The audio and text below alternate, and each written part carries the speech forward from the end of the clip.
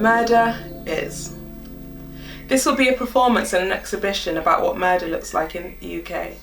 It was following a conversation with my white school friend who couldn't quite understand the concept of institutional racism and how the George Floyd murder could be happening in the UK in different ways. She said, "My grandparents are racist, but they would never kill anyone. It's good that you finally accept this. It only took 1 million plus too many black people to die before you came round to accept that it's murder. But my dear, do you know what else is murder? Because it does come in many forms.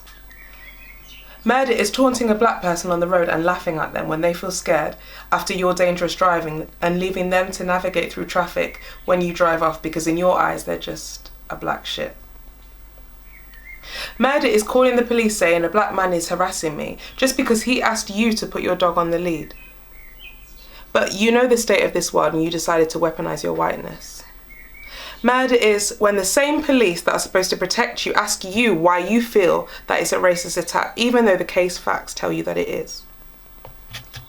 Murder is the constant burden of explanation.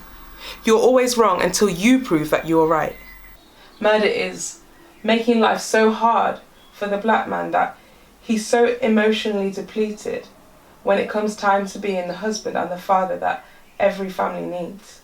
Murder is labelling the black woman as crazy, so she spends half of her life living in her own shadows in fear of being labelled as that also well-known term, the angry black woman.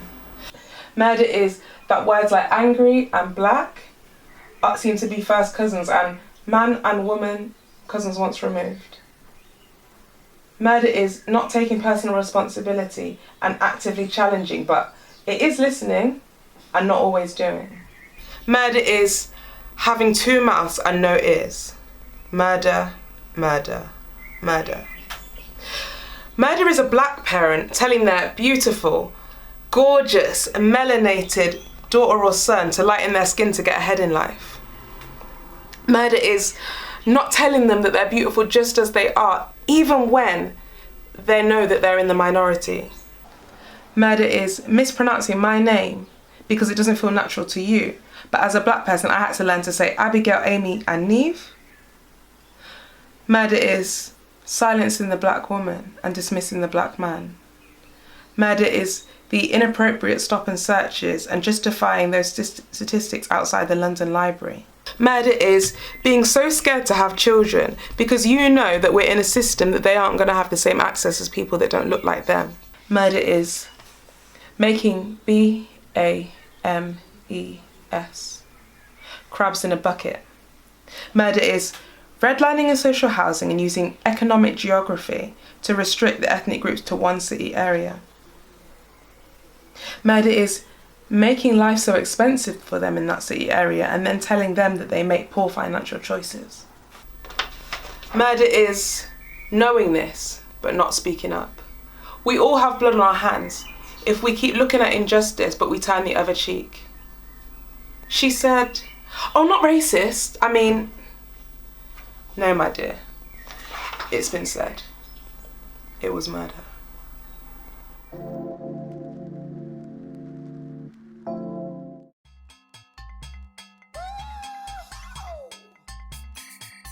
Hi, I'm Charis. I'm the founder of Spice Queen Productions. We've been running informally for 6 years, but we've now opened a CIC. We deliver cultural education and we tour all over the UK and internationally delivering carnival arts, particularly Caribbean carnival arts, costume making and design, and we produce large-scale queen costumes.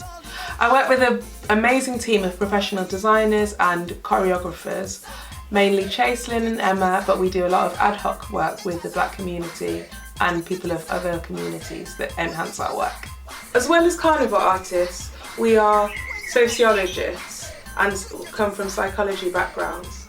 We've worked on projects such as mapping carnival arts against the national curriculum and looking at how cultural education can enhance people's learning experiences, whether a person of colour or not. We have explored social identities and masquerading to explore how intersectionality impacts the way that we access services. We look at breaking a lot of barriers down. We go into rural communities to deliver our arts workshops so that they can have first experiences of such a powerful culture of the Caribbean.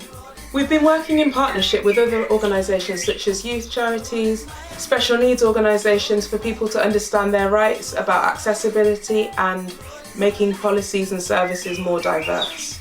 We've created opportunities for other young people to become artists and develop their ideas, build resources and support structures that will allow everyone to access cultural arts in the same way. The work that we do is important because not only do we deliver arts workshops, but they're holistic wellbeing programs and services. Through our mass camps, which is Carnival Arts Making, we have discussion and focus groups so that if people are coming through certain issues, then we support them through that time. All of the projects mentioned will really help to do the foundation work for the type of long-term impact that we want to make. We want to continue these programs on for as long as we possibly can, but add to this, and this funding will be like a seed to start building mighty forests. A long-term vision that we have also is to deliver support and guidance on how to protect one's culture. As an artist, I've been ripped off so many times with my costumes and designs. I decided to do a conversion and Masters into Law to do research on cultural appropriation and intellectual property. Long term, we plan to deliver awareness for artists about protecting their culture and advising organisations about inappropriate cultural appropriation. This is something that we keep at the heart of everything we do. I used to get so frustrated because all of the people that hired me to deliver my work seemed to be white and didn't really understand the struggle of Carnival but wanted to benefit from the spectacle of it. Culture is one of our biggest assets, even more so when we're economically disadvantaged. We've been running for a little while now and we've been able to deliver some sick projects. The problem that we've been facing is that we've either been underfunded or not funded at all. We've had small partnership funding, which means that we don't get the time nor the space to really develop our work and let it get the recognition that it deserves.